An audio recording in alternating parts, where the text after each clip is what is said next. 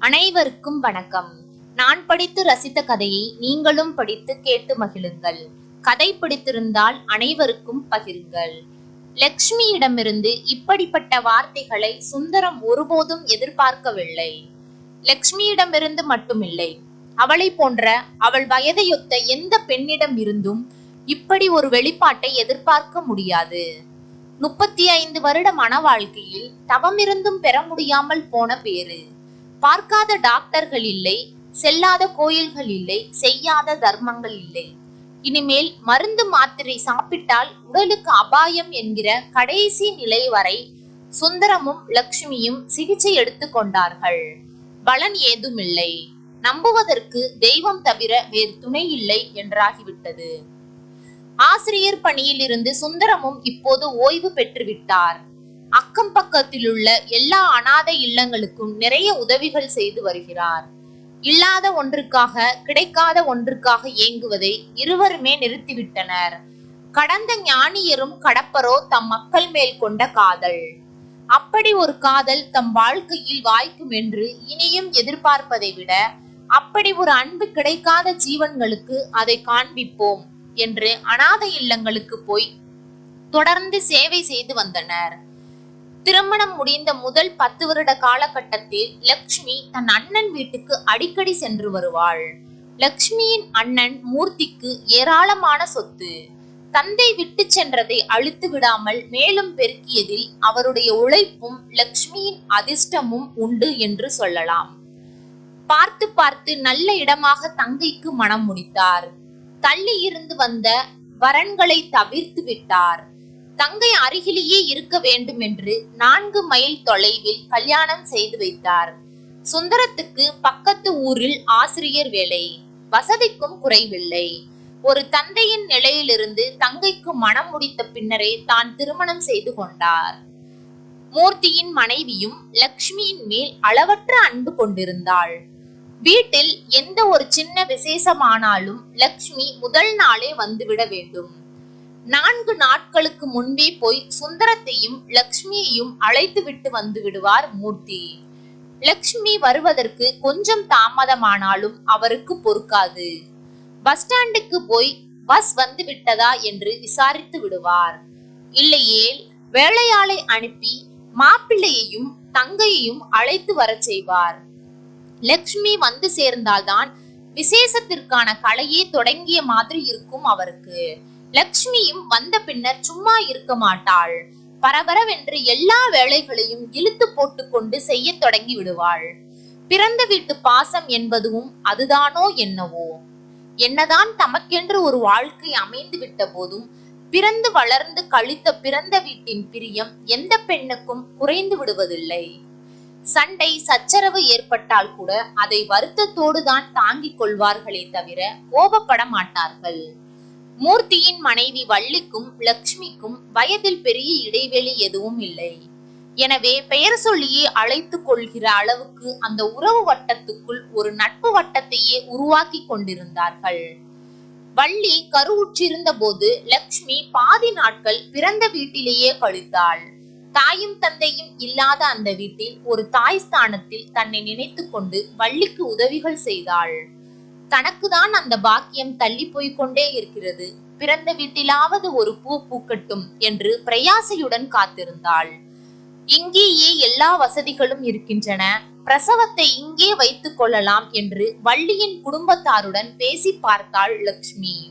எங்களுக்கும் ஒரு பெண்தானே, நாங்கள் அழைத்து போய் பிரசவம் பார்க்காவிட்டால் மற்றவர்கள் என்ன நினைப்பார்கள் என்று லக்ஷ்மியை சமாதானப்படுத்தி வள்ளியை 7வது மாதம் அழைத்து போனார்கள். பிரசவ நேரத்தில் வள்ளியின் தாய்க்கு உதவியாக லக்ஷ்மியும் உடன் இருந்தாள். வள்ளிக்கு ஆண் குழந்தை பிறந்தது.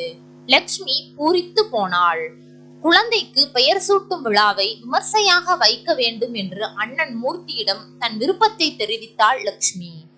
கணவர் சுந்தரத்தை அழைத்து கொண்டு போய் குழந்தைக்கு 2 பவுனில் தங்கச் சங்கிலியும் வெள்ளியில் அரைஞான் கயிறும் வாங்கி வந்தாள். பெயர் சூட்டு விழாவில் உறவுக்கார பெரியவர் ஒருவர் லக்ஷ்மியிடம், நீ தைரியமா பொம்பளை பிள்ளையே பெத்துக்கலாம், அதுதான் மாப்பிள்ளை கைவசம் இருக்கே என்று பொக்கை வாய்க்காட்டி சிரித்தார். போங்க தாத்தா என்று லக்ஷ்மி செல்லமாய சினுங்க அனைவரும் ரசித்து சிரித்தனர். தங்கைக்கு குழந்தை பேர் தள்ளி போவது குறித்து மூர்த்திக்கும் கவலை இருந்தது. நேரடியாக கேட்க முடியாது என்பதால் வள்ளியின் மூலம் சிகிச்சை குறித்து கேட்டறிவார். பெயர் சூட்டு விழாவில் குழந்தைக்கு தாத்தா நினைவாக ஈஸ்வரன் என்று பெயர் சூட்டினார்கள். அடுத்த 2 வருடம் கழித்து ஒரு பெண்ணும் அதற்கு பின்னர் ஒரு ஆணும் பிறந்தனர். வீடு எப்போதும் கலகலவென்று இருந்தது. பிள்ளைகளும் பாதி நாட்கள் அப்பா வீட்டிலும் பாதி நாட்கள் அத்தை வீட்டிலும் வளர்ந்தனர். முன்பெல்லாம் சிறு பிள்ளைகள் இருக்கும் வீட்டில் சுவர்கள் சாக்பீஸாலும் பென்சிலாலும் கிறுக்கப்பட்டு இருப்பதை பார்க்கும்போது லக்ஷ்மி தன் வீட்டு சுவர்கள் வெள்ளை மாறாது இருப்பதை உணர்வாள். அது அவள் மனதில் ஒரு வெறுமையை தோற்றுவிக்கும். அண்ணன் குழந்தைகள் கொஞ்சம் வளர்ந்து தன் வீட்டு சுவர்களில் கலர் சாக்பீஸால் கிறுக்கி படங்கள் வரைந்த போது மகிழ்ச்சியுடனும் ஏக்கத்துடனும் ரசித்தாள். அவர்களுக்கு அவளும் தாயாகி போனாள். சின்னவன் முருகன் வீட்டு முன்சுவரில் மூர்த்தி வள்ளி என்று எழுதி வைக்க, பெரியவன் ஈஸ்வரன் டேய் இது அத்தை வீடு என்று சொல்லி மற்றொரு பக்கம் சுந்தரம் லக்ஷ்மி என்று கிறுக்கி வைத்தான். இருவருமே லக்ஷ்மியிடம் இது குறித்து நியாயம் கேட்டனர்.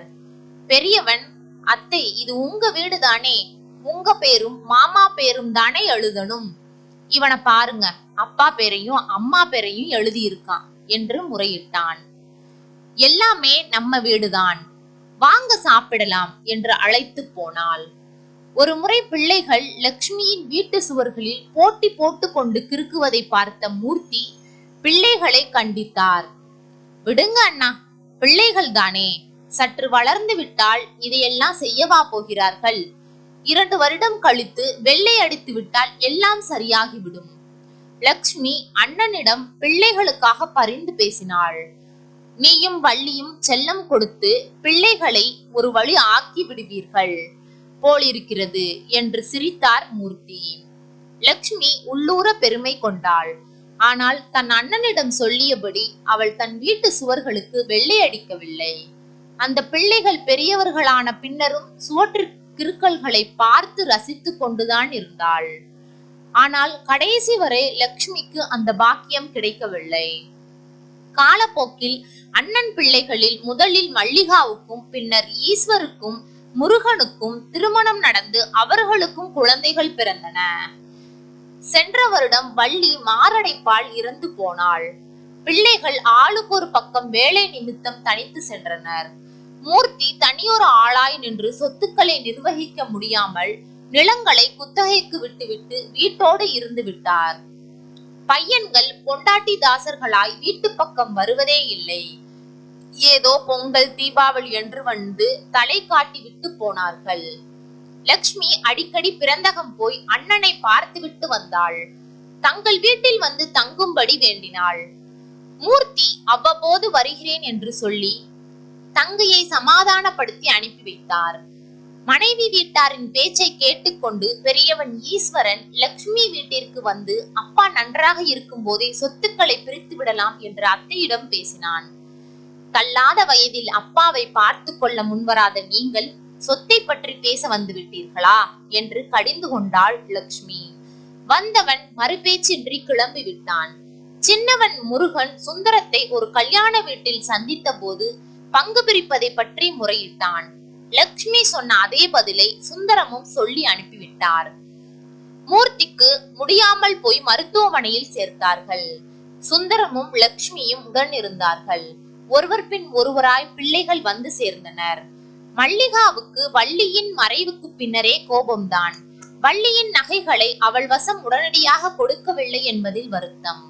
மல்லிகாவுக்கு ஒரே பெண்.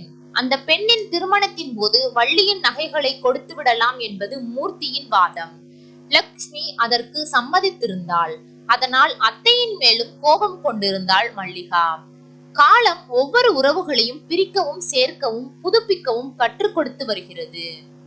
ஈஸ்வரன் முருகனின் குழந்தைகள் அவர்களுடைய தாய்வழி சொந்தங்களுடனே நெருக்கமாயிருந்தன. லக்ஷ்மி இழுத்து பிடித்து அருகில் அமர்த்தி பேசினால் கூட வெக்கப்பட்டு கொண்டு விலகி போயின. ஒரு விடியற்காலை பொழுதில் மூர்த்தியின் உயிர் பிரிந்தது. உடலை கூடத்தின் நடுவில் கிடத்தி இருந்தார்கள். லக்ஷ்மி அழுது தீர்த்தாள். அடக்கத்துக்கான ஏற்பாடுகள் நடந்து கொண்டிருந்தன. ஈஸ்வரும் முருகனும் சுந்தரத்தை மேலே மாடிக்கு அழைத்து போய், இப்பொழுதே சொல்லிடுங்க மாமா, எது எது யாருக்குன்னு என்று கேட்டனர். அடக்கம் முடியட்டும், அப்புறமா பேசிக்கலாம், இல்லை இப்போதே முடிவு பண்ணிடலாம் என்று அவசரப்படுத்தினார்கள். அவர்களுடைய பயமே மல்லிகாவுக்கும் லட்சுமிக்கும் சொத்தை சமமாக பங்கிட்டு விட்டால் என்ன செய்வது என்பதுதான். லட்சுமியின் பேரிலும் சொத்துக்கள் இருந்தன. யாருமே கண்ணில் படாததால் லட்சுமி மாடிக்கு வந்தாள். சந்தேகத்தில் மல்லிகாவும் வந்து சேர்ந்தாள். எல்லோருடைய நிர்பந்தத்தின் பேரில் சுந்தரம் ஒரு தீர்வு சொன்னார். சின்னவன் முருகனுக்கு அதில் உடன்பாடு இல்லை. இதுதான் முடிவுன்னா எப்படி பிணத்தை எடுக்கிறீங்கன்னு பாத்துடுறேன் என்று வெடித்தான். அவன் எப்போதுமே கோபக்காரன், முரட்டுத்தனமும் அதிகம். லட்சுமி உட்பட எல்லோருக்கும் அதிர்ச்சி. முருகன் மேல் தாளாத கோபம். நாளெல்லாம் இந்த பிள்ளைகளுக்காகவே உழைத்து தேய்ந்த அண்ணனின் பிள்ளைகள் பிணத்தை கீழே வைத்துக் கொண்டு இப்படி பேசுவது அநாகரிகமாகப்பட்டது. நான் வளர்த்த பிள்ளைகளாடா நீங்கள், வெட்கமா இல்லை?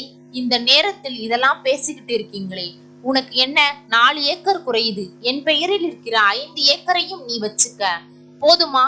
சின்னவனை சமாதானப்படுத்தினாள் லட்சுமி. யாரும் அவர்களின் சுய அறிவில் பேசவில்லை என்பது லட்சுமிக்கு புரிந்தது. மூவரையும் சமாதானப்படுத்தி ஒருவர் பின் ஒருவராக கீழே அனுப்பி வைத்தார் சுந்தரம். அண்ணனின் பிரிவை விட அண்ணன் பிள்ளைகள், அதுவும் பாதி நாட்கள் தன் அன்பிலும் அரவணைப்பிலும் வளர்ந்த பிள்ளைகள் நடந்து கொண்ட விதம் அவளை வெகுவாகவே பாதித்தது. அடக்கம் முடிந்து மறுநாள் பால் தெளித்தார்கள். அதற்கும் மேல் அந்த வீட்டில் இருக்க லட்சுமிக்கு பிடிக்கவில்லை. உறவுக்காரர்கள் முன்னிலையில் தன் முடிவை வெளிப்படுத்தினாள். பிள்ளைகள் எப்படி பிரித்து கொள்ள விரும்புகிறார்கள் என்று சுந்தரம் விளக்கினார். எப்போ வேணும்னாலும் சொல்லி அனுப்புங்க, நேரா ரிஜிஸ்டர் ஆபீஸ்க்கே வந்து கையெழுத்து போடுறேன் என்று சொல்லிவிட்டு சுந்தரத்துடன் புறப்பட்டாள் லட்சுமி. பஸ் பிடித்து ஊருக்கு திரும்பிய போது பஸ்ஸில் கணவரிடம், நல்ல வேளைங்க, நமக்கு பிள்ளைகள் இல்லை என்றாள் லட்சுமி. சுந்தரம் அதிர்ந்து போய் அவள் முகத்தை பார்த்தார். நம் சொத்தை எல்லாம் அனாதை இல்லங்களுக்கு உயில் எழுதிடுங்க. கொஞ்ச காலத்துக்கு முன்னாடி வரைக்கும் நம்ம சொத்துக்களும் இந்த பிள்ளைகளுக்கு தானேன்னு நினைச்சிருந்தேன். இப்போ பாருங்க என்னடா நடந்துருச்சுன்னு. குரல் தடுமாற கணவரின் மார்பில் முகம் புதைத்து அழுதாள். பரிவுடனும் ஆதரவுடனும் சுந்தரம் மனைவியின் தலையில் கை வைத்து ஆறுதல் சொன்னார். லட்சுமியின் மனதை போலவே அந்த பஸ்ஸும் அந்த கிராமத்தை விட்டு வெகு தொலைவு தாண்டி இருந்தது. நன்றி. கதை பிடித்திருந்தால் லைக் பண்ணுங்க, ஷேர் பண்ணுங்க, சப்ஸ்கிரைப் பண்ணுங்க. உங்களுடைய கருத்துக்களை கமெண்ட் பாக்ஸில் தெரிவிக்கவும். தங்கள் ஆதரவிற்கு நன்றி.